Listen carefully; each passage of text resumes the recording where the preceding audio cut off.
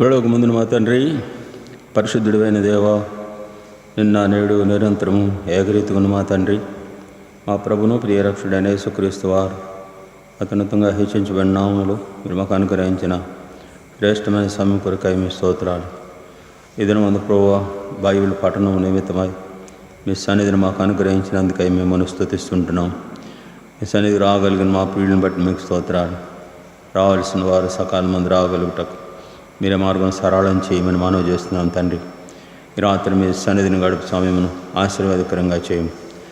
మా తండ్రి, బైబిల్ పఠనం నిమిత్తమై నాయన మేము తెలుసుకున్నటువంటి సంగతులను మీరు మాకు తెలియపరుస్తున్నామని మనవి చేస్తున్నాం తండ్రి. సహాయం చేయము. ఆయన ఈ పరిచర్య ఆరంభిస్తుండగా ఆదియు అంత మీరనై ఉండి సమస్త ఘనత మహిమా ప్రభావం మీ నామమునకు ఆరోపించబడినట్లు కృప చూపించి మాయం పొందవలసిందిగా మనవి చేస్తూ సమస్తమును మీ కృపలస్తాలకు అప్పగిస్తూ మా ప్రభును ప్రియరక్షుడైన యేసుక్రీస్తు వారి నామములో మిమ్మల్ని స్తుతిస్తూ అతివినంత వేడుకొంచున్నాం తండ్రి. ఆమేన్.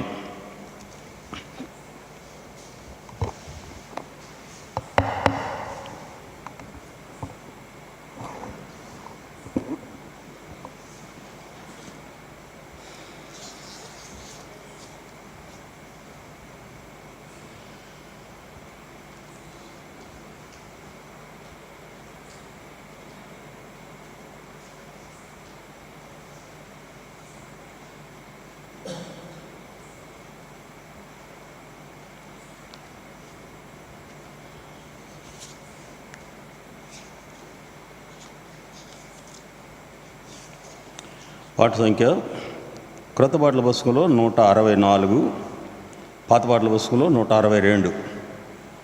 క్రొత్త పాటల పుస్తకంలో 164, పాత పాటల పుస్తకంలో 162. రండి.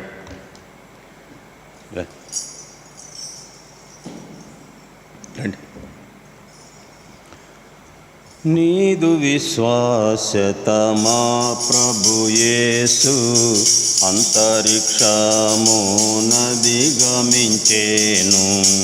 నీదు విశ్వాసత మా ప్రభు యేసు అంతరిక్షమునదిగమించేను. నిన్ను ప్రేమించి నీ ఆజ్ఞలను అనుసరించు మనుజావళికి, నిన్ను ప్రేమించి నీ ఆజ్ఞలను అనుసరించు మనుజావళికి, నిబంధనను స్థిరముగా చేసి, నిబంధనను స్థిరముగా చేసి, నిరతము నలరారెడు మా ప్రభువా, నిరతము నలరారెడు మా ప్రభువా. నీదు విశ్వాసత మా ప్రభు యేసు అంతరిక్షమునదిగమించేను. నీదు విశ్వాసత మా ప్రభు యేసు అంతరిక్షమునదిగమించేను. 1000 తరముల వరకు సరిగా విలసిల్లేటి వెలలేని మా, 1000 తరముల వరకు సరిగా విలసిల్లేటి వెలలేని మా, వింతల కృపాంబుదియగు దేవా, వింతల కృపాంబుదియగు దేవా, ఎంతయో నిన్ను స్తుతింతుము కోరి, ఎంతయో నిన్ను స్తుతింతుము కోరి. నీదు విశ్వాసత మా ప్రభు యేసు అంతరిక్షమునదిగమించేను. నీదు విశ్వాసత మా ప్రభు యేసు అంతరిక్షమునదిగమించేను. నీ సత్యసంధత్వ మహిమ నిరతం నిలయం సంస్కృతులకు నీ సత్య సాందత్వ మహిమా నిరతం నిలయం సంస్కృతులకు మెరసెను నా మదిలోన దేవా మెరసెను నా మదిలోన దేవా మరువగలేమి మధుర ప్రేమ మరువగలేమి మధుర ప్రేమ నీదు విశ్వాసత మా ప్రభు యేసు అంతరిక్షమునది గమించేను నీదు విశ్వాసత మా ప్రభు యేసు అంతరిక్షము నది గమించేను ఎంతైనాను నమ్మదగిన వింతైనా నీ విశ్వాసత ఎంతైనాను నమ్మదగిన వింతైనా నీ విశ్వాసత వాత్సల్యత వెలసెను మాపై వాత్సల్యత వెలసెను మాపై క్రొత్తగా ప్రతిదినము యేసు ప్రభు క్రొత్తగా ప్రతిదినము యేసు ప్రభు నీదు విశ్వాసత మా ప్రభు యేసు అంతరిక్షము నది గమించేను నీదు విశ్వాసత మా ప్రభు యేసు అంతరిక్షము నది గమించేను మన ఆత్మను జీవము దేహమును మన ప్రభు యేసు రాకడ వరకు మన ఆత్మను జీవము దేహమును మన ప్రభు యేసు రాకడ వరకు నొనరుగా కాపాడును పదిలముగా నొనరుగా కాపాడును పదిలముగా దిన దినమును నిందారహితముగా దిన దినమును నిందారహితముగా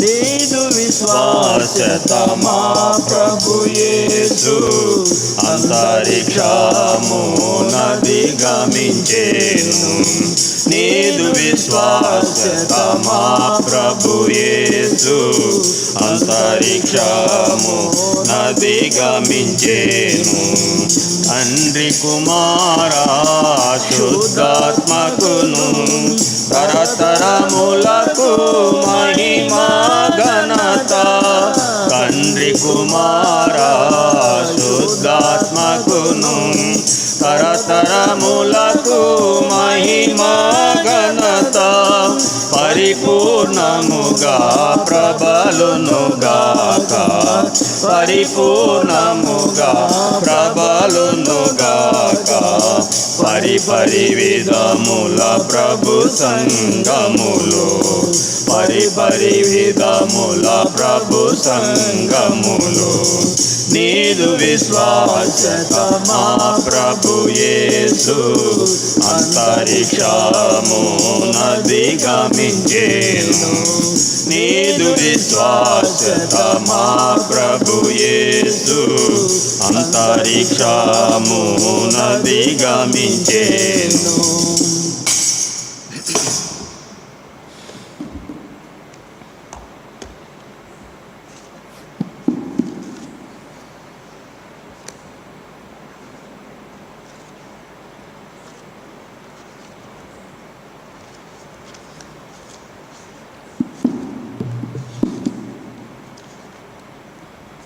పాట సంఖ్య కొత్త పాటల పుస్తకంలో 764, పాత పాటల పుస్తకంలో 748.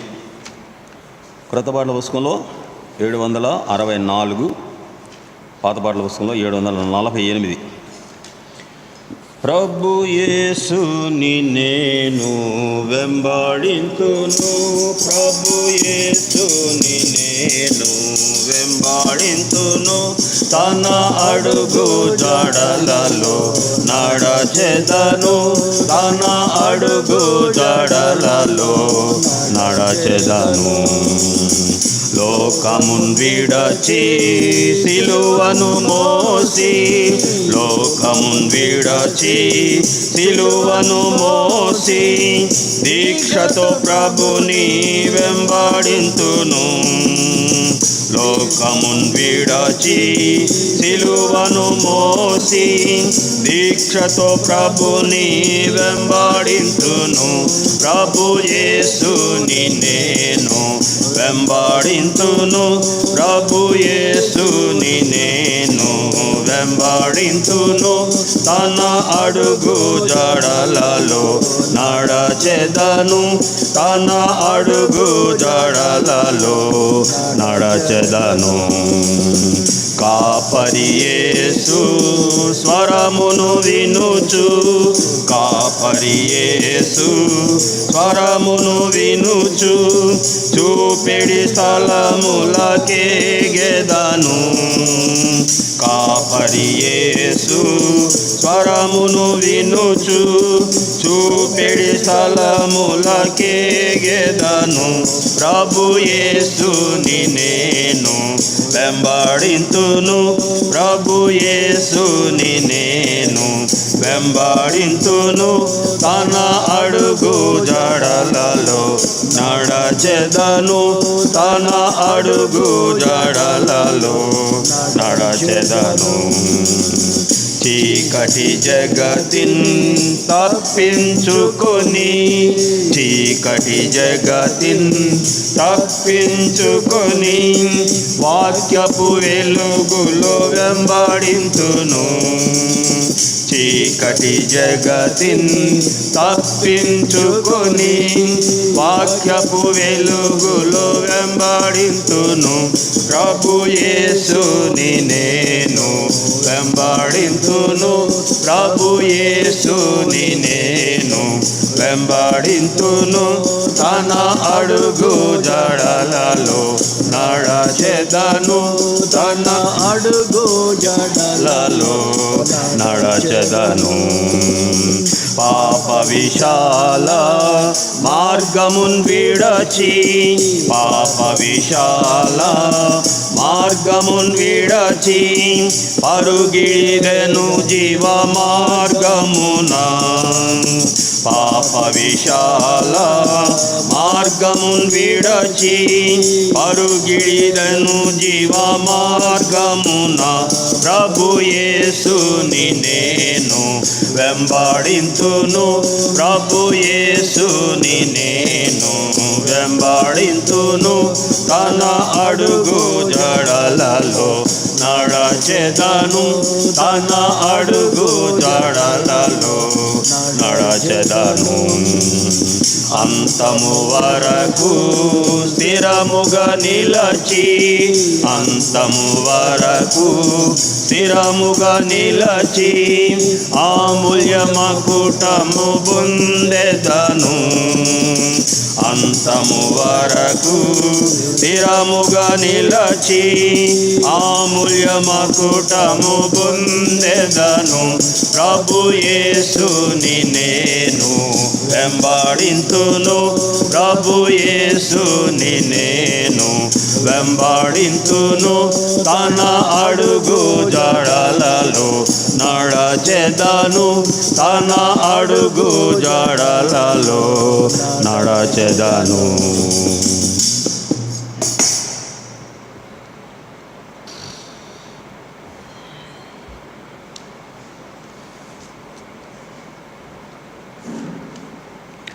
పాట సంఖ్య 508, పాత పాటల పుస్తకంలో 502, క్రొత్త పాటల పుస్తకంలో 508, పాత పాటల పుస్తకంలో 502. లేచి రండి విశ్వాసులారా, యోర్దాను నదిని దాటను, విడచిపెట్టు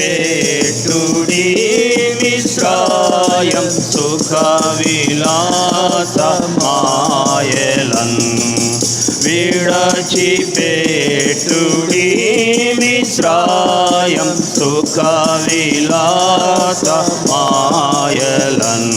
సందేహించకలేశమైన యేసుని వాగ్దానముల్ సందేహించకలేశమైన యేసుని వాగ్దానముల్ ముందంజ వేసి నిరాశ వీడి ముందంజ వేసి నిరాశ వీడి ప్రభుపై నమ్మిక యుంచుడి ప్రభుపై నమ్మిక యుంచుడి లేచి రండి విశ్వాసులార యోర్దనదిని దాటను విడచిపెట్టుడి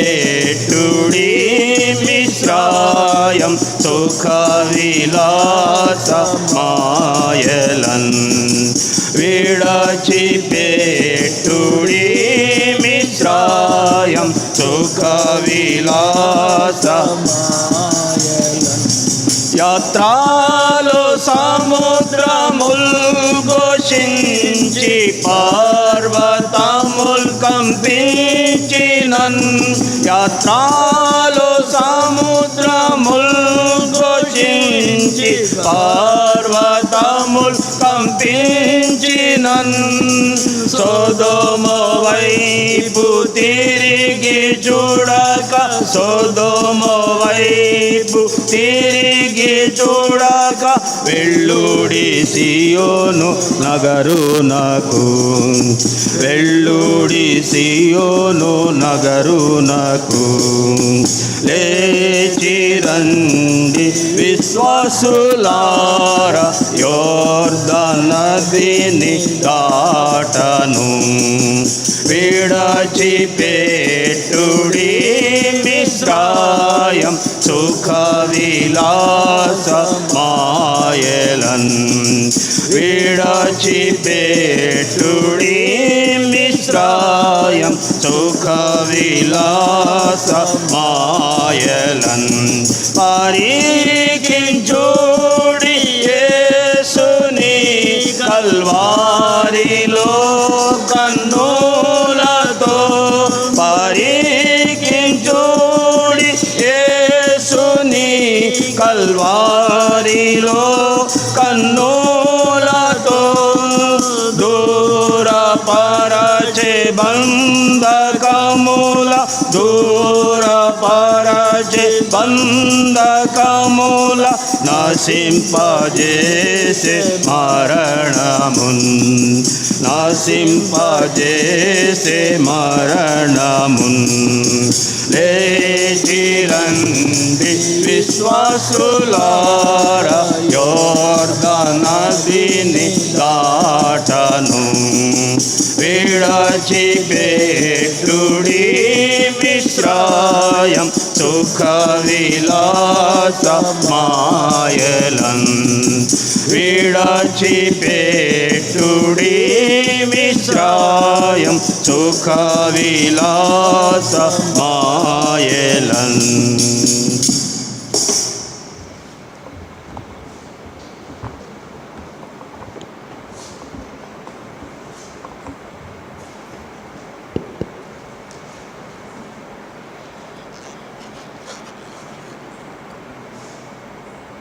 ఆదికాండం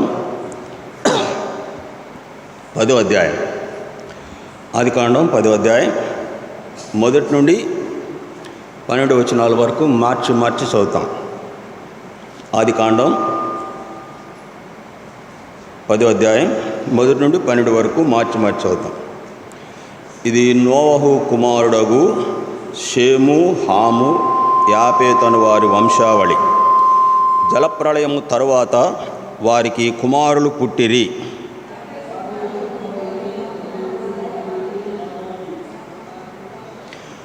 గోమెరు కుమారులు అస్కనజు, రిఫతు, తొగర్మ అనువారు.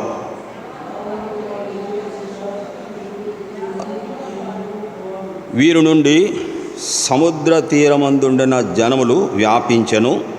వారి వారి జాతుల ప్రకారము, వారి వారి భాషల ప్రకారము, వారి వారి వంశముల ప్రకారము ఆయా దేశములలో వేరైపోయిరి.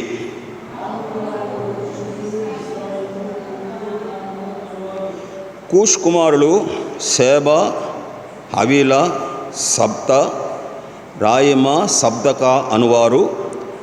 రాయిం కుమారులు షేబా, దాదాను అనువారు.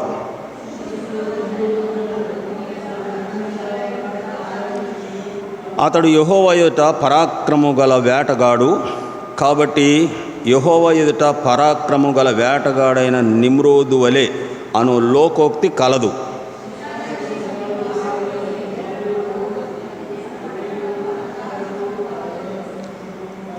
ఆ దేశము నుండి వారు అషూరుకు బయలుదేరి వెళ్ళి నినివే, రెహబోతును, కాలాహును, నినివేను కాలాహునకు మధ్యనున్న రేమసేనును కట్టించెను.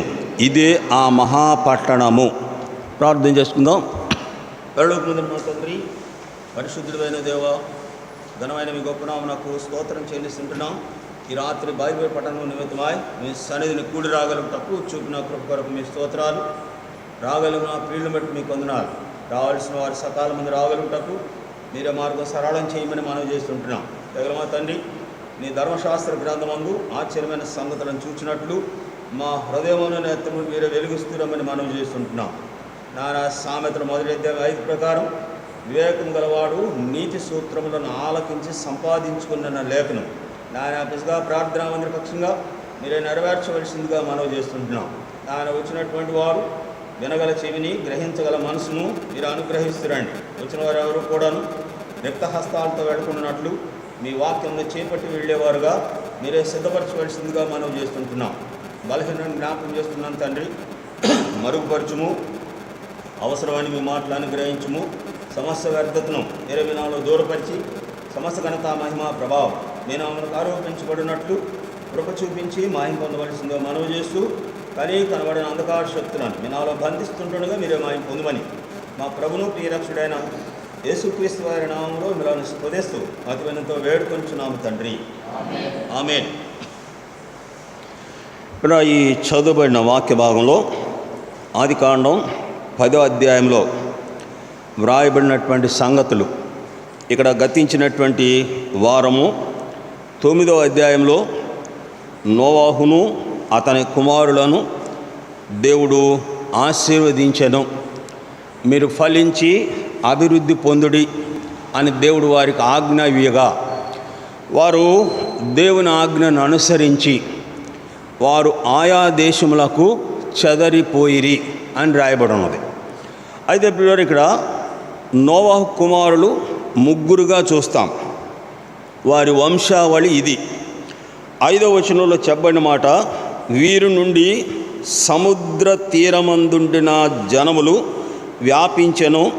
వారి వారి జాతుల ప్రకారము, వారి వారి భాషల ప్రకారము, వారి వారి వంశముల ప్రకారము ఆయా దేశములలో వేరైపోయిరి.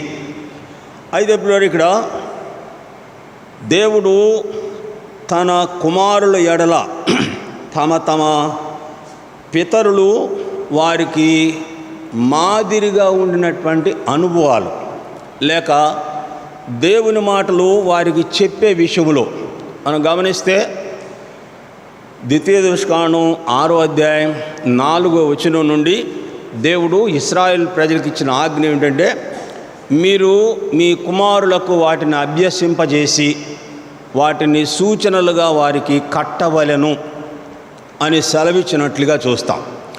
అయితే ఇక్కడ నోవాహు కాలానికి ముందు దేవునితో నడిచినటువంటి వ్యక్తి హానోకును చూస్తాం. హానోకు మెతుషెలను కనగా మెతుషెల్ లెమెకును కనిన తరువాత, లెమెకు నోవాహును కనిన తరువాత యెహోవా భూమిని శపించినందున ఇతడు మన చేతుల కష్టంలో నెమ్మది కలుగజేసెను అని అతనికి నోవాహు అని పేరు పెట్టారు. అయితే ఇక్కడ నోవహు కానీ అతని కుమారులైనటువంటి ఈ ముగ్గురు కానీ వారి వారి కుమారులకు దేవుని గురించి చెప్పడం కానీ, వారికి ముందుగా మాదిరిగా ఉన్నటువంటి వారిని వారి జీవితాలకు అన్వయించుకోవడం కానీ, ఇవి ఏవి కూడాను వారికి తెలియపరచినటువంటి స్థితిని చూస్తాం. దైవ గ్రంథమైన బైబిల్ సెలవిచ్చినటువంటి మాట సామెతల గ్రంథం 22వ అధ్యాయం 15వ వచనంలో, బాలును శిక్షించక మానుకొనము, నువ్వు వాడిని శిక్షించిన ఎడల వాడు రక్షించబడును అని రాయబడినది. ఆ తర్వాత 29వ అధ్యాయంలో, బాలుని హృదయంలో స్వాభావికముగా మూఢత్వము పుట్టును అని రాయబడి ఉన్నది. ఆదికాండం 8వ అధ్యాయం 21లో చెప్పిన మాట ప్రకారం నరుని హృదయం బాల్యం నుండే చెడ్డది.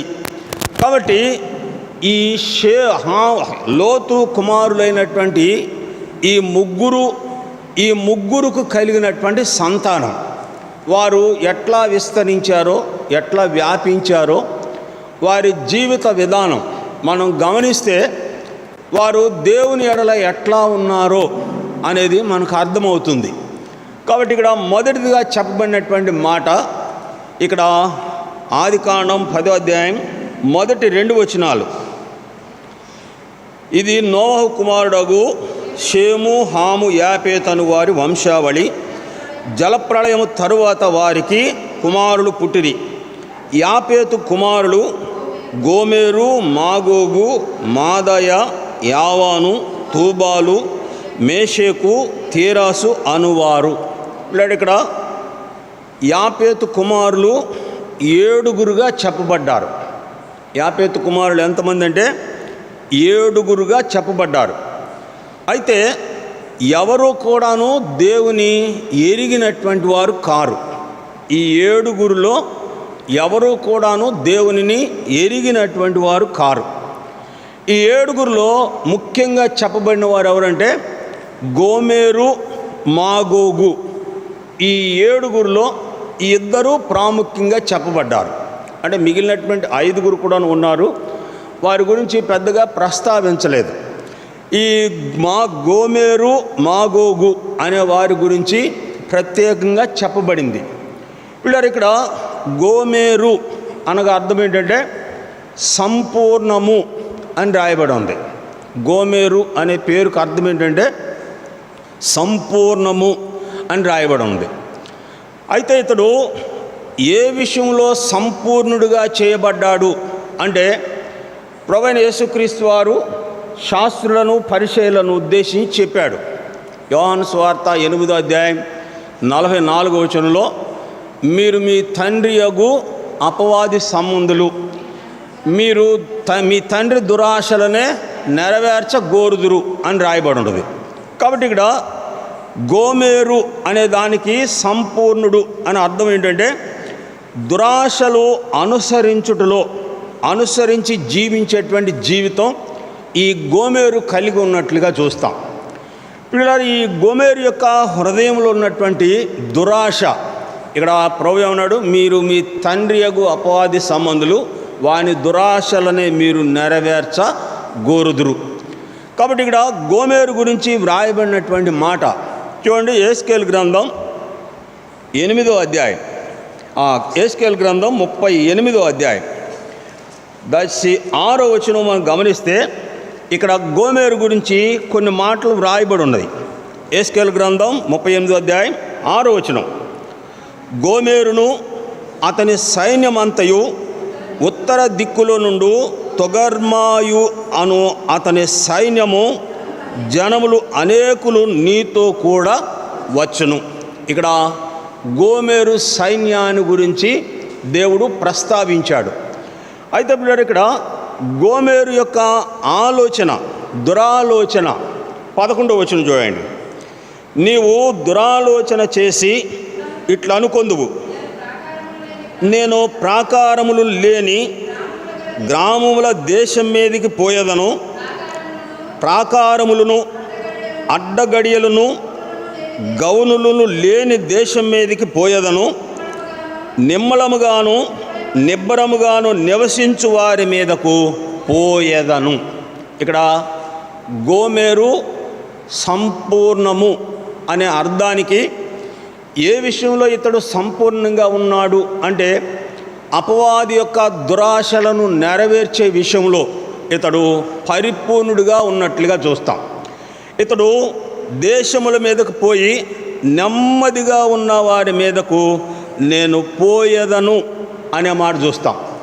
ఆ తర్వాత 39వ అధ్యాయం, ఇదే అధ్యాయం యెహెజ్కేలు గ్రంథం 39వ అధ్యాయం 6వ వచనం, నేను మాగోగు మీదికి ద్వీపములలో నిర్విచారముగా నివసించు వారి మీదకు అగ్నిని పంపెదను. అప్పుడు నేను యెహోవానై ఉన్నానని వారు తెలుసుకొందురనెను. నేను యెహోవానై ఉన్నానని అన్యజనులు తెలుసుకొనున్నట్లు ఇక నా పరిశుద్ధ నామునకు దూషణ కలుగనీయక నా జనులకు ఇశ్రాయేలుల మధ్య దానిని బయలుపరిచెదను. ఇప్పుడు ఇక్కడ దేవుడు మాగోగు దాని మీదికి నేను అగ్నిని పంపెదను అని ఇక్కడ దేవుడు సెలవిస్తున్నట్లుగా చూస్తాం. పిల్లల దైవ గ్రంథంలో దేవుడు అగ్నిని పంపించిన సందర్భాలు అంటే ఇక్కడ దేవుడు మాగోగు మీదకు నేను అగ్నిని పంపించదను అంటే ఇక్కడ దేవుడు అగ్నిని పంపించిన సందర్భాలు ఎక్కడెక్కడ ఉన్నవంటే ఆదికాండం 19వ అధ్యాయంలో సొదొమ గొమొర్రాల మీదకు అగ్నిని పంపినట్లుగా వ్రాయబడి ఉంది. ఆకాశము నుండి అగ్ని గంధకాలు కురిపించి సొదొమ గొమొర్రాలను నాశనము చేసినట్లుగా వ్రాయబడి ఉన్నది. ఇప్పుడు నేను మాగోగు మీదకి అగ్నిని పంపెదను అంటే దేనికి అగ్నిని పంపవలసి వస్తుందంటే ఇక్కడ సొదొమ యొక్క జీవితం ఎట్లా ఉన్నదో మాగోగు జీవితం కూడాను అట్లాగే ఉన్నది. ఇక్కడ సొదొమ ప్రజలు ఎలాంటి వారు అంటే ఆదికాండం 13వ అధ్యాయం 13వ వచనంలో సొదొమ ప్రజలు బహు పాపులునయ్యుండిరి అని రాయబడి ఉన్నది. ఇక్కడ అగ్నిని పంపిన సందర్భం పాపము చేసినటువంటి వారి మీదకు దేవుడు అగ్నిని పంపినట్లుగా చూస్తాం. ఇప్పుడు ఆ తర్వాత లేవియకాండం 10వ అధ్యాయంలో యెహోవా సన్నిధి నుండి అగ్ని బయలు వెళ్ళి అహరోను కుమారులు ఇద్దరిని కాల్చివేసినట్లుగా వ్రాయబడినది. యాజకులైనటువంటి అహరోను కుమారులను ఇద్దరును అగ్ని పంపించి కాల్చివేసినట్లుగా వ్రాయబడినది. పిల్లలు దేనికి దేవుడు వారిని కాల్చివేయవలసి వచ్చింది? ఎందుకు కాల్చివేశాడు? అన్యాగ్నిని తీసుకొచ్చారు. దేవుని బలిపీఠం ముందు తీసుకురావలసిన అగ్నిని అన్యాగ్నిని తెచ్చిన కారణం చేత దేవుని సన్నిధి నుండి అగ్ని బయలు వెళ్ళి వారిద్దరిను కాల్చివేసినట్లుగా వ్రాయబడినది. ఆ తర్వాత సంఖ్యాకాండం 16వ అధ్యాయంలో 35వ వచనంలో యెహోవా సన్నిధి నుండి అగ్ని బయలు వెళ్ళి ఇశ్రాయేల్లో పేరు పొందిన 250 మందిని దహించి వేసెను అని రాయబడి ఉన్నది. ఇప్పుడు వారు 250 మందిని దేవుడు అగ్ని ద్వారా దహించడానికి కారణం ఏమిటంటే ఆ పై వచనంలో వ్రాయబడిన మాట, వారు పాపము చేసి తమ ప్రాణములకు ముప్పు తెచ్చుకొనిరి అని రాయబడి ఉన్నది. కాబట్టి ఇప్పుడు ఇక్కడ మాగోగు విషయం మీదకి నేను అగ్నిని పంపెదను అంటే మాగోగు యొక్క జీవితం ఎట్లా ఉన్నదంటే పాపముతో నిండిన కారణం చేత దేవుడు వారి మీదకు అగ్నిని పంపెదను అని ఇక్కడ దేవుడు సెలవిస్తున్నట్లుగా చూస్తాం. కనుక ప్రియురా, కీర్తనాకారుడైన దావీదు దేవుడు ఎలాంటి వారి ఎడల ఆయన ఎట్లా ఉంటాడో కీర్తన 18లో దావీదు ఈ మాట పలికాడు. చూడండి, కీర్తన 18 27వ వచనంలో ఆయన శ్రమపడు వారిని నీవు రక్షించదవు, గర్విష్ఠులకు విరోధివై వారిని అణచివేసెదవు. ఇక్కడ దేవుడు రక్షించేటువంటి వారిని అణిచివేసేటువంటి వారిని, శ్రమలో ఉన్నటువంటి వారు దేవుని వైపు తిరిగినప్పుడు వారిని రక్షించినట్లుగా వ్రాయబడి ఉన్నది. ఇలా తర్వాత గర్విష్ఠులైనటువంటి వారిని ఆయన అణచివేస్తున్నట్లుగా వ్రాయబడి ఉన్నది. ఇక్కడ మాగోగును అణచివేయడంలో ఉన్నటువంటి మర్మం ఏమిటంటే అతడు అపవాది యొక్క దురాశలను అనుసరించి జీవించినటువంటి జీవితమే దేవుడు అతని మీదకి నేను అగ్నిని పంపెదను అని దేవుడు సెలవిస్తూ ఉన్నట్లుగా చూస్తాం. కాబట్టి వీళ్ళరా యాపేతు అనే దానికి అర్థం ఏంటి? పోయిన వారం మనం చూసాం. యాపేతు అనే దానికి అర్థం ఏంటంటే సౌందర్యము గలవాడు. పేరులో మాత్రమే సౌందర్యం ఉన్నది, కానీ తన కుమారులను పెంచే విషయంలో దేవుని ఆత్మీయ సౌందర్యం కలిగి ఉండేటట్లుగా అతడు తన పిల్లలను పెంచలేకపోయినట్లుగా చూస్తాం. సామెతలు 22:6 వ్రాయబడిన ప్రకారం బాలుడు నడవలసిన త్రోవలను వానికి నేర్పము, వాడు పెద్దవాడైనప్పుడు వాటి నుండి తొలగిపోడు అని రాయబడి ఉంది. కాబట్టి వీళ్ళు ఇక్కడ యాపేతు తన కుమారులను పెంచడంలో, దేవుని భయము కలిగి పెంచడంలో అతడు విఫలుడైపోయినట్లుగా చూస్తాం. ఆ తర్వాత వీరి యొక్క నివాసం, యాపేతు కుమారుల యొక్క నివాసం ఎక్కడ అంటే చూడండి, ఇదే అధ్యాయం 10వ అధ్యాయం, ఆదికాండం 10వ అధ్యాయం 5వ వచనం. ఆదికాండం 10వ అధ్యాయం 5వ వచనం. వీరు నుండి సముద్ర తీరమందుండిన జనములు వ్యాపించెను. లేదా వీరి నివాసం ఎక్కడంటే సముద్ర తీరమున వీరి జనాలు వ్యాపించినటువంటిది ఎక్కడంటే సముద్ర తీరమందలి వారు వ్యాపించినట్లుగా చూస్తాం. లేదా ఈ సముద్రము ప్రక్కన జీవించేటువంటి జీవితం, ఈ సముద్రం ఎలాంటిది అని అంటే సముద్రం యొక్క ఉన్నటువంటి స్థలము మంచి ఆహ్లాదకరమైనటువంటి స్థలముగా చూస్తాం. చూడండి, ఎక్కువగా ఈ బీచ్లు ఎక్కడ ఏర్పాటు చేస్తారంటే సముద్రము ఒడ్డునే ఏర్పాటు చేస్తారు. మేము ఒకసారి కన్యాకుమారి వెళ్ళినప్పుడు వీరు ఆ సముద్రం ఒడ్డున ఒకసారి బీచ్కి వెళ్ళాం. వీరు ఆ బీచ్కి వెళ్ళి అక్కడ చూసినప్పుడు ప్రజలు ఎలాంటి స్థితిలో ఉన్నారు అని అంటే అక్కడ గడిపే ఆ కొద్ది సమయము వారికి ఇంకా వేరేటువంటి ఆలోచన అసలు ఏమీ లేదు. అంత సంతోషంగా, అంత ఆహ్లాదకరంగా ఉన్నారు. వాళ్ళని చూడడానికి వెళ్ళిన మేము కూడాను పిల్లల వాళ్ళతోనే వాళ్ళు ఎంత సంతోషంగా ఉన్నారో మేము చూసి చాలా ఆశ్చర్యపోయాం. అంటే ఒకరికి ఒకరు వ్యత్యాసం లేకుండా అందరూ కలిసిపోయి ఆ బీచ్లో వారు గడుపుతున్నటువంటి ఆ స్థితిని చూసినప్పుడు పిల్లల మాకు చాలా ఆశ్చర్యం వేసింది. కాబట్టి సముద్ర తీరమందలి జీవితం ఎట్లాంటిదంటే మంచి ఆహ్లాదకరమైనటువంటి జీవితంగా చూస్తాం. అంటే సంతోషము, సుఖము వారు కోరినది ఆ సముద్ర తీరమందలి దొరుకుతుంది. ఇక్కడ రెండవది, ఈ సముద్రము ఏం చూపిస్తుందంటే వ్యాపారాలకు మంచి నిలయంగా చూస్తాం. మేము ఒకసారి చీరాల సముద్ర తీరంకి ఈ చేపలు వ్యాపారం చేసేటువంటి సమయానికి మేము సముద్రం దగ్గరికి వెళ్ళాం.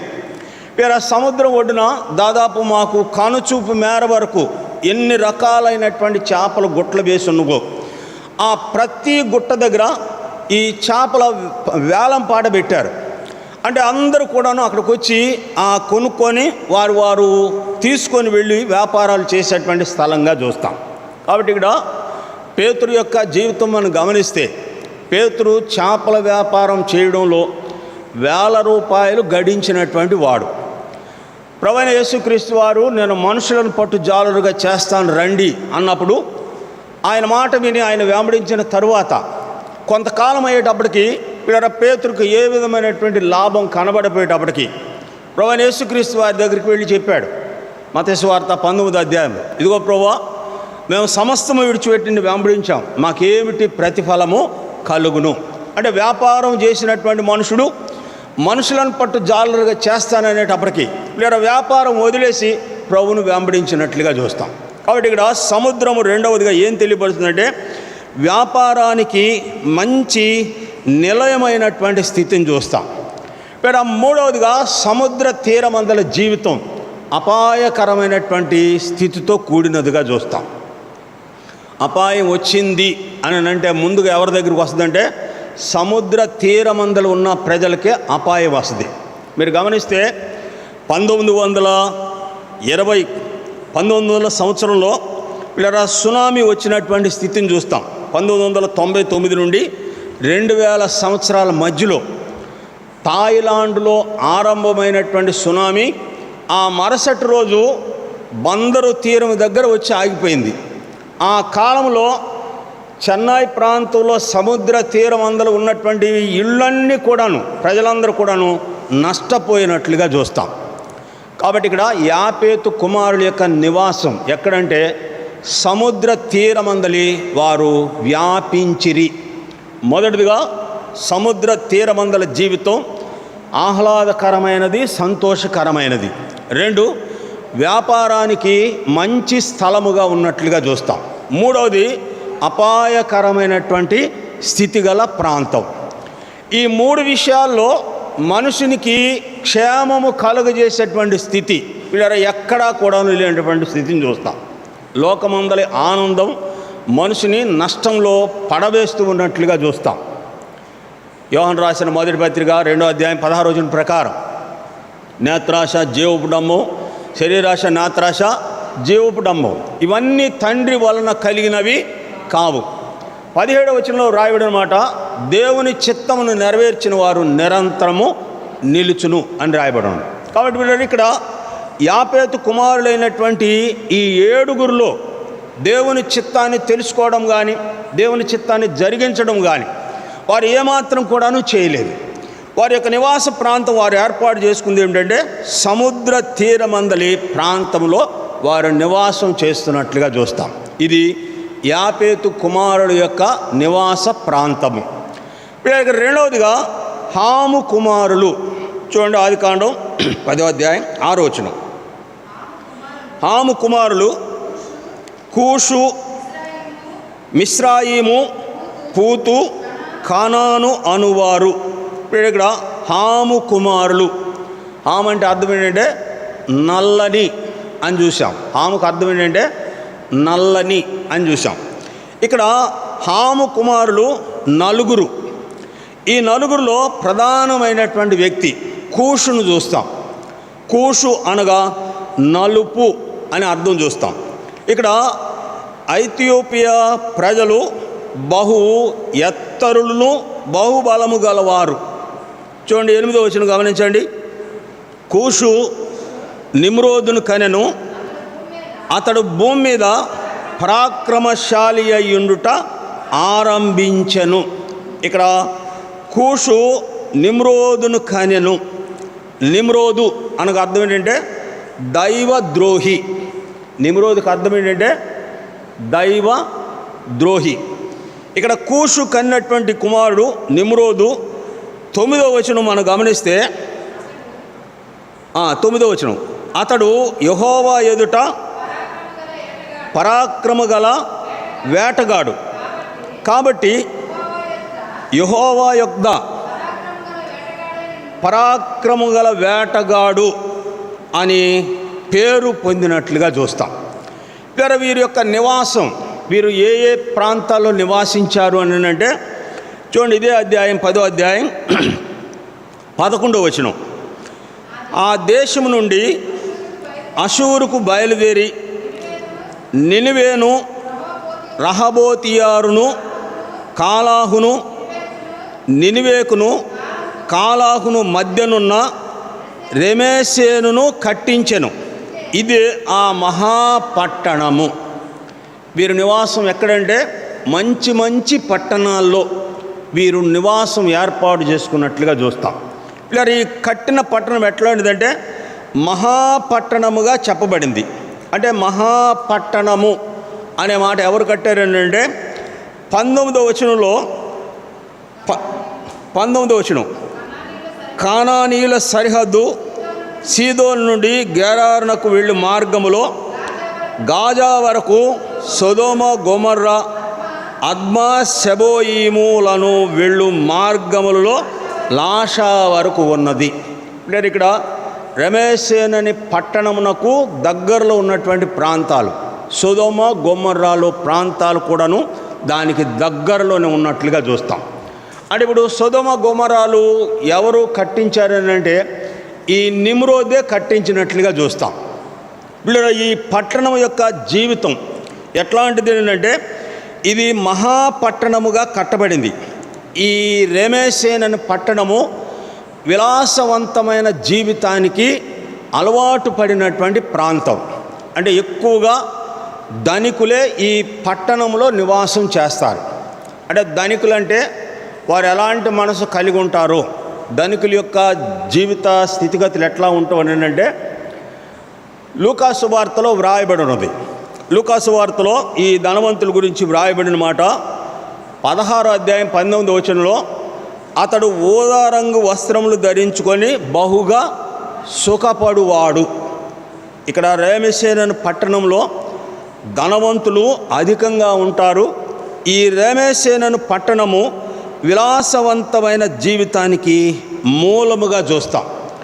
ఆ తర్వాత వీరు కలిగి ఉన్నటువంటి మనసు ఏమిటంటే లూకాసు వార్త 12వ అధ్యాయం 19వ వచనంలో, నా ప్రాణమా తినుము త్రాగుము సుఖించుము, అనేక సంవత్సరములకు సరిపడ సంపద నేను నీకు సమకూర్చి ఉన్నాను. అంటే ఇప్పుడు ఆ వచ్చినటువంటి పంట ఎవరి ద్వారా వచ్చింది, అతని పంట అంత సమృద్ధిగా పండడానికి కారకులు ఎవరు అనే విషయాన్ని అతడు మరిచిపోయినట్లుగా చూస్తాం. యెషయా గ్రంథం 30వ అధ్యాయంలో, నీవు భూమిలో విత్తన విత్తనమునకు ఆయన వర్షమును కురిపించున్నాడు, అది మంచి ఆహార దౌర్యమును నీకు అనుగ్రహించును అని రాయబడి ఉన్నది. అయితే ఇక్కడ ఈ పట్టణంలో నివసించేటువంటి వారు దేవుని వలన వారు అత్యధికమైనటువంటి ఆశీర్వాదాలు పొందుతున్నప్పటికీ కూడాను వారు దేవుని ఎడల ఎలాంటి అనుభవం కూడాను లేనటువంటి జీవితాలే వారు జీవించేవారుగా చూస్తాం. అంటే ఇక్కడ రేమసేనను పట్టణము విలాసవంతమైన జీవితానికి మూలముగా చెప్పబడుతుండగా అక్కడ ఉన్నటువంటి ధనవంతులందరూ కూడాను లేదా ఈ పట్టణంలో నివాసం చేసేవారుగా చూస్తాం. నిమ్రోదు దైవద్రోహి, అతడు చేసినటువంటి ప్రతి పని, ఆ కట్టినటువంటి మహాపట్టణం సొదొమ గొమొరాల యొక్క సరిహద్దులుగా ఉన్నటువంటి పట్టణాలు. సొదొమ గొమొరాల పట్టణం యొక్క చరిత్ర మనం గమనిస్తే వీరా ఆ రెండు పట్టణాల్లో మంచి అనేవాడు ఒక్కడ కూడాను లేడు. ఆదికాండం 19వ అధ్యాయం మొదటి 4 వచనాలు మీరు చదివితే, లోతు ఇంటిని చుట్టుముట్టినటువంటి వారు బాలురు వృద్ధులు ప్రజలందరూ నలుమూలల నుంచి వచ్చి లోతు ఇంటిని చుట్టముట్టిరి అని రాయబడి ఉన్నది. అంటే పట్టణంలో బాలురు కానీ వృద్ధులు కానీ ప్రజలు కానీ ఇలా ఈ అందరిలో ఎవరూ కూడాను మంచివారు లేరు అనే మాటను చూస్తాం. కాబట్టి ఇక్కడ సొదొమ గొమొరాల యొక్క జీవిత అనుభవమే ఇక్కడ ఈ రేమసేనను పట్టణం కూడా చూస్తాం. మూడవదిగా ఈ పట్టణం ఎలాంటిదంటే ఎక్కడా జరగనటువంటి ప్రతి నీచ కార్యము ఆ పట్టణంలోనే జరుగుతుంది. చూడండి, గతించిపోయినటువంటి కాలంలో బాంబేలో రజనీ శర్మ అని ఒకతను ఒక ఆశ్రమం పెట్టాడు. ఆశ్రమం పెడితే అతనిని బాంబే నుంచి పంపివేయడానికి ప్రభుత్వం ఎంత కష్టపడిందో ఆ దినాల్లో అడిగితే చెబుతారు. ఆ ప్రాంతానికి వెళ్ళినటువంటి ప్రజలు ఇలా ఎట్లా ఉంటారంటే, ఇక ఆ ఆశ్రమంలోనికి వెళ్ళినటువంటి వారికి వరసవావి తారతమ్యాలు ఇవి ఏవి కూడా ఉండవు. స్త్రీలు కానివ్వండి పురుషులు కానివ్వండి వారి వారి ఇష్టానుసారంగా జీవించేటువంటి జీవితం చూస్తాం. న్యాయాధిపతుల గ్రంథం 21వ అధ్యాయం 25వ వచనంలో, ఆ దినంలో ఇశ్రాయేలుకు రాజు లేడు గనుక ప్రతివాడు తన ఇష్టానుసారముగా జీవించుచుండెను అని రాయబడి ఉన్నది. కాబట్టి మీరు ఈ రేమసేనను పట్టణం యొక్క స్థితి ఎట్లాంటిది అంటే, అక్కడ నివాసం చేసేవారందరూ కూడాను ఐశ్వర్యవంతులు, విలాసవంతమైన జీవితానికి అలవాటు పడినవారు. రెండవదిగా ఈ పట్టణం యొక్క స్థితి ఎట్లాంటిది అంటే, అతడు ధనికులుగా ఉన్నటువంటి వారు, అంటే ధనికులు ఉండేటువంటి పట్టణం. చూడండి, మనం ఆయా ప్రాంతంలో కొన్ని ప్రాంతాలు చూస్తాం. ఆఫీసర్స్ కాలనీ అనే రాయి మాటలు చూస్తాం. ఇక కాలనీలో ఎవరు ఉంటారంటే అందరూ ఆఫీసర్సే. ఇక దరిద్రులు అనేవారు ఆ ప్రాంతంలో ఎక్కడ ఉండరు. ఒకవేళ వాళ్ళు ఎక్కడ ఉంటారని అంటే వారి గుమ్మాల దగ్గర ఉంటారు. చూడండి, లూకాసు వార్త 16వ అధ్యాయంలో ఉన్న ధనవంతుడు గుమ్మం దగ్గర ఎవరున్నారు? దరిద్రుడైన లాజరు. అతడు ధనవంతుడు బల్ల మీద నుండి పడే రొట్టె ముక్కలను తింటూ కాలము గడిపినట్లుగా చూస్తాం. అంటే ఈ పట్టణంలో దరిద్రులందరూ కూడా ఎక్కడుంటారంటే వారి వారి గుమ్మాల దగ్గర వారి పనులు చేసేటువంటి వారుగా ఉన్నట్లుగా చూస్తాం. కాబట్టి వీళ్ళు ఇక్కడ హాము కుమారుల యొక్క జీవితం ఎలాంటిది అంటే విలాసవంతమైనటువంటి జీవితం, దేవుడు చేసినటువంటి మేలును మరిచిపోయేటువంటి జీవితం. ప్రతి నీచ కార్యము ఆ పట్టణంలో జరిగేటువంటి స్థితిని ఇక్కడ హాము కుమారుల యొక్క జీవితంలో చూస్తాం. ఇక్కడ హాము కుమారులు ఇక్కడ ఎవరంటే కూషు అనే మాట చూస్తాం. ఈ కూషు అనగా నల్లని, చూడండి ఈ ప్రాంతంలో ఉన్నటువంటి ఈ నల్లగా ఉన్నటువంటి వారు ఎలాంటి వారు అంటే వారు మహాబలవంతులు అని చెప్పబడింది. కాబట్టి ఇక్కడ 10వ అధ్యాయంలో ఉన్న 2వ వచనం, 2వ విషయం ఏంటంటే హాము కుమారులు. ఇక్కడ 4 కుమారుల్లో ప్రాముఖ్యంగా చెప్పబడ్డ కుమారుడు కూషు గురించి వ్రాయబడి ఉన్నది. ఇతడు యెహోవా ఎదుటనే పరాక్రమం గల వేటగాడు అని బిరుదు పొందినటువంటి వాడు. అంటే అక్కడ అర్థం ఏంటంటే దేవుని యొక్క ఆలోచన కానీ, దేవుణ్ణి చూడడం కానీ, దేవుణ్ణి తెలుసుకోవడం కానీ ఇక ఆ మనుషుడికి ఏది కూడాను లేదు. యోబు గ్రంథం చూడండి, ఒక మాట చూస్తాం. యోబు గ్రంథం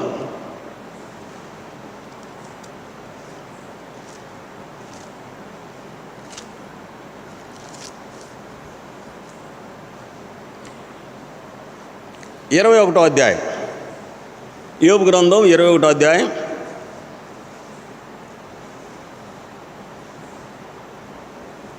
14వ వచనం. వారు నీ మార్గముల గురించి జ్ఞానము మాకు అక్కరలేదు, నీవు మమ్మల్ని విడిచిపోమ్మని దేవునితో చెప్పుదురు. మేము ఆయనను సేవించుటకు సర్వశక్తి గలవాడు ఎవడు? మేము ఆయన గూర్చి ప్రార్థన చేయుట చేత మాకేమి లాభము కలుగును అని వారు చెప్పుదురు. వారి క్షేమము వారి చేతిలో లేదు, భక్తిహీనుల యోచన నాకు దూరమగునుగాక. భక్తి శూన్యుల దీపము ఆర్పివేయబడుట అరుదు గదా, వారి మీదికి వచ్చిన ఆపద చూసి బహుగా అదుదురుదురు కదా. ఇక్కడ మేము ఆయనను సేవించుటకు సర్వశక్తి గల దేవుడు ఎవడు? ఆయనను గూర్చి ప్రార్థన చేయుట వలన మాకేమి ప్రయోజనము? అంటే ఇక్కడ కూషు కట్టినటువంటి రెమేసేనను పట్టణం యొక్క ప్రజల జీవిత అనుభవం ఎలాంటిది అంటే ఇక్కడ దేవుని గూర్చినటువంటి జ్ఞానము మాకు అక్కరలేదు అని వారు చెబుతున్నట్లుగా చూస్తాం. ఆయనను సేవించడం వలన ఆయన ప్రార్థించడం చేత మాకేమి ఫలము కలుగునని వారు చెప్పుదురు. కాబట్టి వీళ్ళు ఇక్కడ ఆదికాండం 10వ అధ్యాయంలో 2వ కుమారుడైనటువంటి హాము కుమారులు దేవుణ్ణి ఎరుగనటువంటి వారుగా చూస్తాం. రెమేసేనను పట్టణం వారి యొక్క నివాసము. ఆ రెమేసేనను పట్టణంలో జరిగేటువంటి ప్రతి నీచ కార్యము జరుగుతున్నట్లుగా చూస్తాం. ఇప్పుడు అట్లాగే మనము లోకములో ఆయా దేశాల గురించి విన్నప్పుడు ఇక్కడ మనం గమనిస్తే ఫ్రాన్స్ దేశానికి రాజధాని ప్యారిస్ అని చెప్పబడింది. ఈ ప్యారిస్లో జరిగేటువంటి కార్యాలు ఇప్పుడు ప్రపంచంలో ఎక్కడా జరగవట. ఆ రాజధానిలో జరిగే కార్యాలు 31st నైట్ వస్తే అక్కడ జరిగేటువంటి కార్యాలు ప్రపంచంలో ఎక్కడా కూడా జరగవని చెప్పారు. దాని గురించి తెలిసినటువంటి వారు, దాని చరిత్ర రాసినటువంటి వారు. కాబట్టి ఇక్కడ రెమేసేనను పట్టణం కూడాను అదే అనుభవంతో వారు జీవించినట్లుగా చూస్తాం. ఇక్కడ 3వది గమనిస్తే చూడండి, ఆదికాండం 10వ అధ్యాయం 22వ వచనం. షేము కుమారులు ఏలాము, అషూరు, అనువారు. వీరు ఇక్కడ షేము కుమారులు 5. ఈ 5లో ఏలాము అనేటువంటి వ్యక్తి ప్రాముఖ్యంగా చెప్పబడ్డాడు. ఏలాము అనగా దాని అర్థం ఏంటంటే ఎత్తైన స్థితి. ఇక్కడ ఇతని యొక్క సంతతి వారు ఎంత అనంటే ఎజ్రా గ్రంథం 2వ అధ్యాయం, ఎజ్రా గ్రంథం 2వ అధ్యాయం 7వ వచనంలో ఇతని సంతతి గురించి చెప్పబడింది. ఎజ్రా గ్రంథం 2వ అధ్యాయం 7వ వచనం.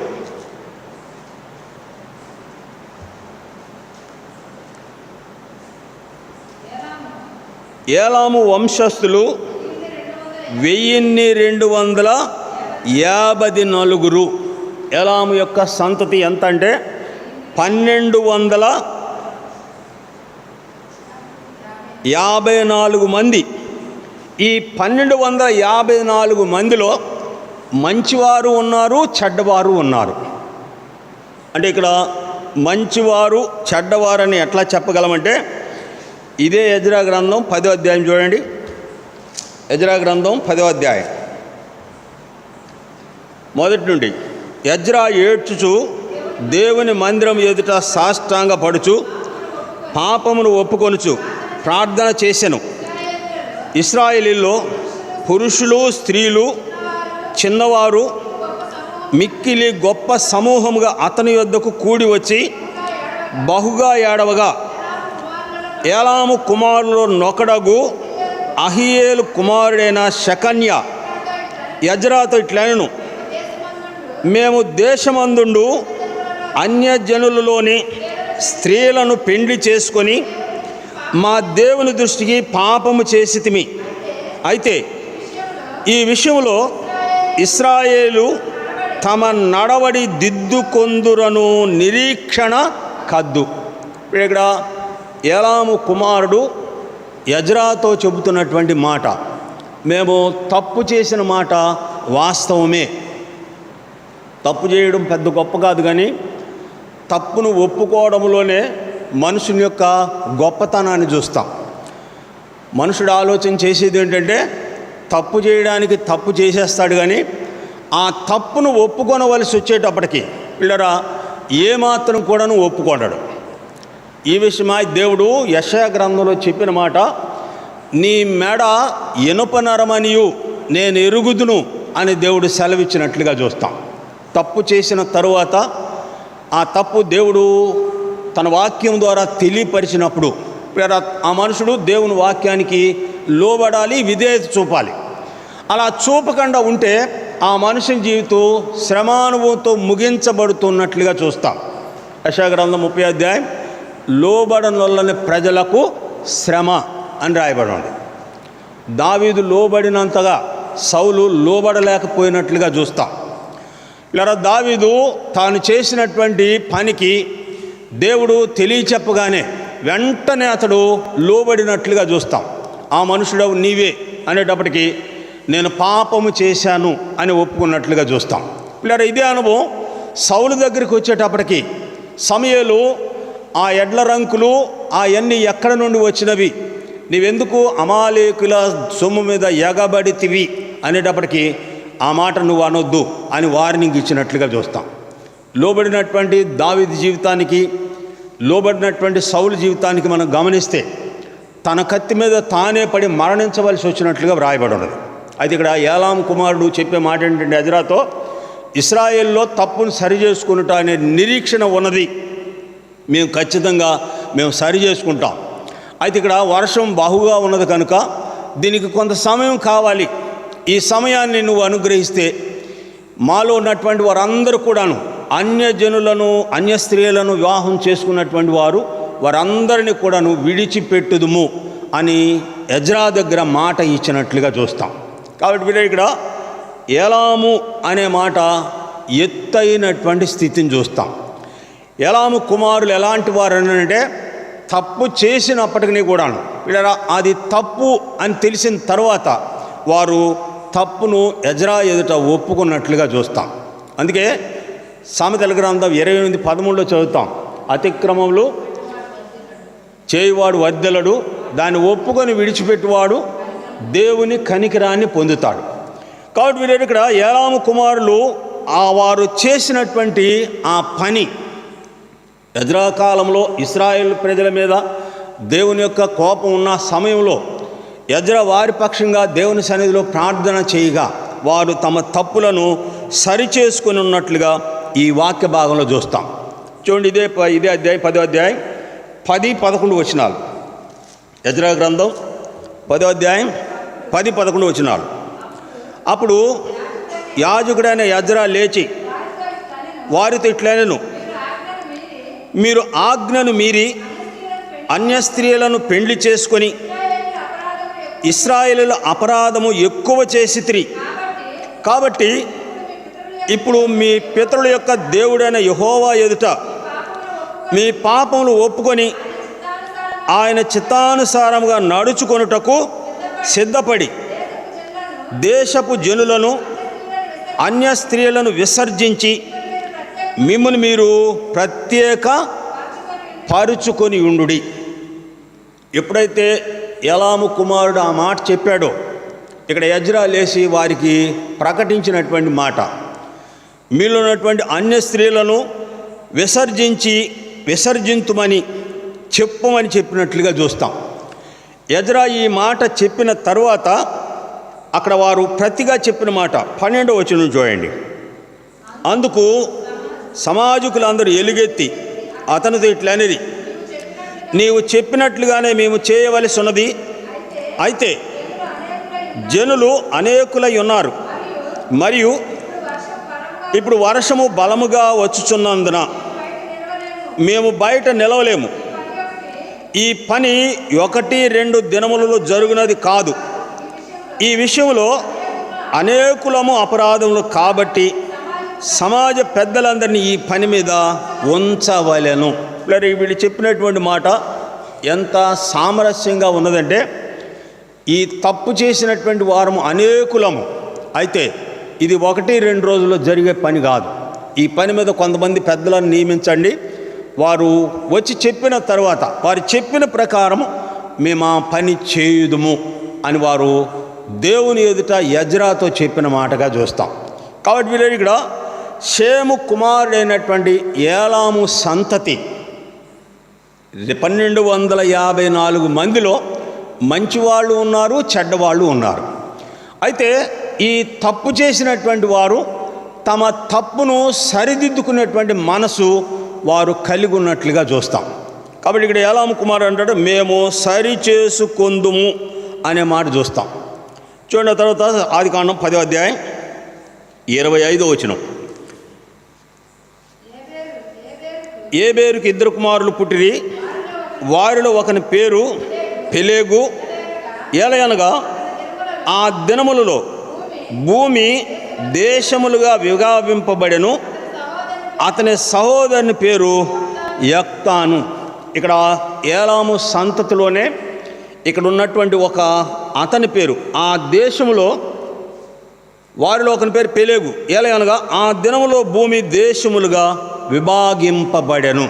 అంటే వారు ఆయా ప్రాంతంలోకి వెళ్ళేటువంటి స్థితిలో దేశము విభాగింపబడిగా, పెలేగు అంటే అర్థం ఏంటంటే భేదము అని రాయబడి ఉంది. అంటే అక్కడ వారికి భేదాభిప్రాయం కలిగిన కారణం చేత వారు ఒకరికొకరు వేరైపోయి ఆయా ప్రాంతాలకు వెళ్ళిపోయినట్లుగా చూస్తాం. కాబట్టి వీరు ఇక్కడ షేము కుమారుల యొక్క జీవిత విధానం. వీరు ఎలాంటి వారు? షేము కుమారులు అంటే మంచివారు ఉన్నారు, చెడ్డవారు ఉన్నారు. మంచివారు ఎవరు అంటే తప్పు చేసినటువంటి తప్పును వారి ఎదుట ఒప్పుకొని విడిచిపెట్టేటువంటి వారే మంచివారు. ఆ తర్వాత వీరు నివాసం అంటే ఏలేదు షేతు కుమారుల యొక్క షేము కుమారుల యొక్క నివాసం. చూడండి, ఇది ఆదికాండం 10వ అధ్యాయం 30వ వచనం. మేషాన్ నుండి పారానుకు వెళ్ళు మార్గములో తూర్పు కొండలు వీరి నివాస స్థలములు. వీరు తమ తమ వంశముల ప్రకారము, తమ తమ భాషల ప్రకారము, తమ తమ దేశములను బట్టి, తమ తమ జాతులను బట్టి షేము కుమారులు. ఇక్కడ వీరి నివాసం ఏమిటంటే తూర్పు కొండలు అని చెప్పబడింది. ఈ తూర్పు కొండలు సూచనకి ఎట్లా ఉంటాయంటే బలముగా ఉన్నట్లుగా చూస్తాం. కొండ అనేది కదలనటువంటి స్థితి, బలముగా ఉన్నటువంటి స్థితిని చూస్తాం.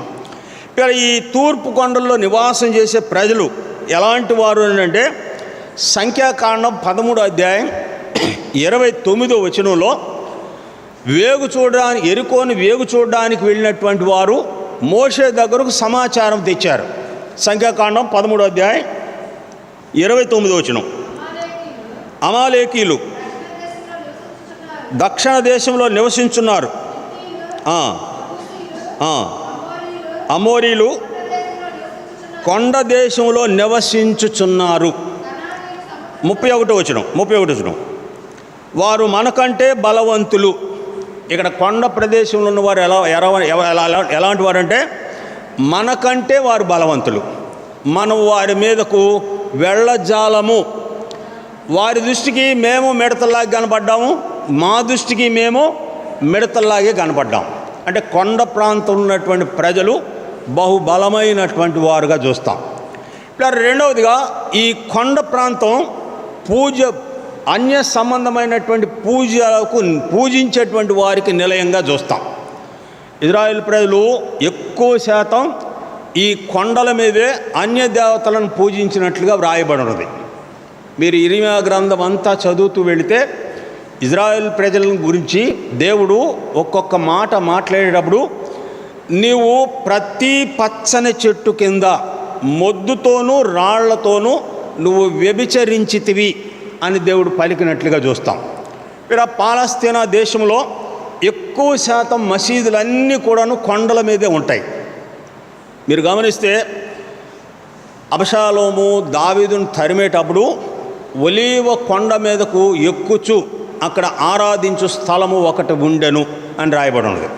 అంటే కొండల మీద ఎక్కువగా అన్య దేవత సంబంధమైనటువంటి పూజలే ఎక్కువగా జరుగుతూ ఉన్నట్లుగా చూస్తాం. అందుకే యేసు ప్రభువారు సమరయ స్త్రీతో మాట్లాడుతూ ఆరాధించవలసిన స్థలం ఒకటి ఉన్నది అని చెప్పినట్లుగా చూస్తాం. కాబట్టి వీళ్ళు ఇక్కడ కొండ ప్రాంతం రెండవదిగా అన్య సంబంధమైనటువంటి దేవతలను పూజించడానికి నిలయముగా చూస్తాం. మొదటిది కొండ ప్రాంతంలో ఉన్నటువంటి ప్రజలు బలమైనటువంటి వారు. రెండవది కొండ ప్రాంతంలోని ఎక్కువ శాతము పూజలు ప్రతి చెట్టును ఆరాధించినట్లుగా చూస్తాం. ఇక్కడ మూడవదిగా ఈ కొండ ప్రాంతాలు అడవి మృగాలకు నిలయంగా చూస్తాం. ఆయా గుహాల్లో నివసించేటువంటి అడవి మృగాలకు ఈ కొండ ప్రాంతాలే నిలయంగా చూస్తాం. అంటే అర్థం ఏంటంటే అడవికి సంబంధించినటువంటి అపాయకరమైనటువంటి మృగ సంబంధమైనదంతా కూడాను గృహాలలోనే నివసించేటువంటి స్థితిని చూస్తాం. అంటే ఇక్కడ అర్థం ఏంటంటే వీరు నివాసం చేసేటువంటి ప్రాంతం ఒకటి బలమైనది, రెండు అన్య సంబంధమైన పూజలకు నిలయంగా చూస్తాం, మూడవదిగా క్రూర మృగాలకు నిలయముగా చూస్తాం. కాబట్టి వీళ్ళు ఇక్కడ కొండ ప్రాంతం అనేది ఇక్కడ దేవుని యొక్క స్థితిని చూసినప్పుడు ఇక్కడ హాము సంతతి అంతా కూడాను తూర్పు కొండలు నివాసం చేసుకున్నటువంటి వారు. కనుక ఇక్కడ ఆఖరిగా చెప్పబడినటువంటి మాట 32వ వచనం చూడండి, 10వ అధ్యాయం 32వ వచనం. వారి వారి జనములలో వారి వారి సంతతుల ప్రకారము నోవాహు కుమారులు వంశములు ఇవే. జల ప్రవాహము గతించిన తరువాత వీరిలో నుండి జనములు భూమి మీద వ్యాపించిరి. అంటే లోకమంతటా కూడాను వ్యాపించినట్లుగా చూస్తాం. కాబట్టి వీళ్ళరా ఈ 10వ అధ్యాయంలో ఉన్నటువంటి విషయాలు ఎలాంటివి అంటే తండ్రులుగా తమ తమ కుమారులకు దేవుని గూర్చినటువంటి మాటలు చెప్పనటువంటి స్థితిని చూస్తాం. రెండవదిగా ఆ కుమారుల యొక్క సంతతి వారి జీవితాలు ఎలాంటివి అని అంటే ఇక్కడ మొదటిగా యాపేతు యొక్క కుమారుల యొక్క జీవితాలు ఎలాంటివంటే అపాయకరమైనట్టుగా చూస్తాం. సముద్ర తీరమందలు ఉన్నటువంటి ప్రాంతం వారి నివాసం. రెండవదిగా హాము కుమారులు కూషు, నిమ్రోదు, వీళ్ళిద్దరి పేరు ప్రాముఖ్యం. వీరు ఎలాంటి వారు అని అంటే దేవుని ఎరగనటువంటి వారు, దేవుని లెక్క చేయనటువంటి వారు. మేము ఆయన్ని సేవించుటకు సర్వశక్తి గలవాడు ఎవడు అని ప్రశ్నించేటువంటి వారుగా చూస్తాం.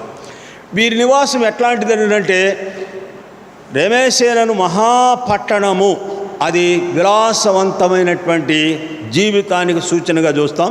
ప్రతి నీచ కార్యం జరిగేటువంటి ప్రాంతంగా చూస్తాం. మూడవదిగా షేము సంతతి, షేము కుమారులు ఏలాము, ఆయన సంతతి 1254 మందిలో మంచివారు ఉన్నారు, చెడ్డవారు ఉన్నారు. వారు చేసినటువంటి తప్పును తెలుసుకొని దేవుని ఎదుట వారు అన్య సంబంధమైనటువంటి స్థితి అంతటిని మేము వెలివేయుదుము అని దేవుని సన్నిధిలో ఎజ్రా ఎదుట ప్రమాణం చేసినట్లుగా చూస్తాం. కాబట్టి వీరు ఇక్కడ ఈ 10వ అధ్యాయం నేర్పే ఆత్మీయ సత్యం ఏమిటంటే, ఏలాము కుమారులు దేవుని సన్నిధిలో ఎట్లా ఉన్నారో దేవునికి సంబంధించినటువంటి ప్రజలు కూడాను అదే అనుభవంలో ఉండాలి. దేవుడు తన మాట ద్వారా మనిషిని బలహీనత కానీ తప్పును కానీ తెలియపరిచినప్పుడు ఆ తప్పు విషయమై దేవుని ఎదుట వారిని దేవునికి సమ్మతి పరుచుకోవాలి. యోహాను రాసిన మొదటి పత్రిక 3వ అధ్యాయం 19వ వచనంలో, ప్రియులారా, ఏ విషయంలో మన హృదయం దోషారోపణ చేయనో, అమాట చదవండి. యోహాను రాసిన మొదటి పత్రిక 3వ అధ్యాయం 19వ వచనం 21 చూడండి. 21 క్షమించండి, 10 చూడండి. ఇందువలన మనము సత్య సంబంధులమని ఎరుగుదుము, దేవుడు మన హృదయముల కంటే అధికుడై సమస్తమును ఎరిగి ఉన్నాడు గనుక మన హృదయము ఏ విషయంలో మన యందు దోషారోపణ చేయునో ఆయా విషయములలో ఆయన ఎదుట మన హృదయములను సమ్మతి పరుచుకొందుము. ప్రియులారా, మన హృదయము మన యందు దోషారోపణ చేయని ఎడల దేవుని ఎదుట మనం ధైర్యము గలవారమై ఉందుము. ఏ విషయంలో దోషారోపణ చేస్తుందో ఆ విషయంలో దేవునితో మన హృదయములను సమ్మతి పరుచుకుందాం. ఏ విషయంలో కూడా దోషారోపణ చేయకపోతే దేవుని ఎదుట ధైర్యముగా ఉన్నటువంటి అనుభవాన్ని చూస్తాం. అయితే షేము కుమారులో ఏలాము అనేటువంటి వాని సంతతి దేవుని ఎదుట వారి హృదయంలో తప్పు చేసినటువంటి అనుభవం, అన్య సంబంధమైనటువంటి స్థితిలోనికి వెళ్ళిన తర్వాత వారు దేవునితో తమ హృదయాలను సమ్మతి పరుచుకున్నట్లుగా చూస్తాం. మేము అన్య స్త్రీలను వెలివేయుదుము అని దేవుని ఎదుట వారు తీర్మానం తీసుకున్నట్లుగా చూస్తాం. ఆ రీతిగా దేవుని మాట మన బలహీనత ఎడల ఏ విషయంలో మన యందు చూపుతుందో ఆ విషయంలోనే మనము దేవునితో సమ్మతి పరుచుకుందుముగాక. ప్రార్థన చేసుకుందాం.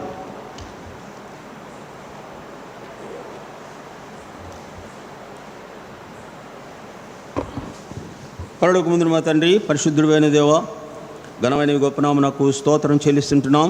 ఈ రాత్రి బైబిల్ పఠనము నిమిత్తమై మీ సన్నిధిని మాకు అనుగ్రహించినందుకై మిమ్మల్ని స్తుతిస్తూ ఉంటున్నాం. మీ సన్నిధికి రాగలిగిన మా ప్రియులను బట్టి మీకు స్తోత్రాలు. వచ్చినటువంటి మా ప్రియులు నాయన వెల్లడి చేయబడినటువంటి లేఖన భాగములు యందు నాయన గ్రహించేటువంటి మనసును మీరు అనుగ్రహిస్తున్నామని మనవి చేస్తుంటున్నాం.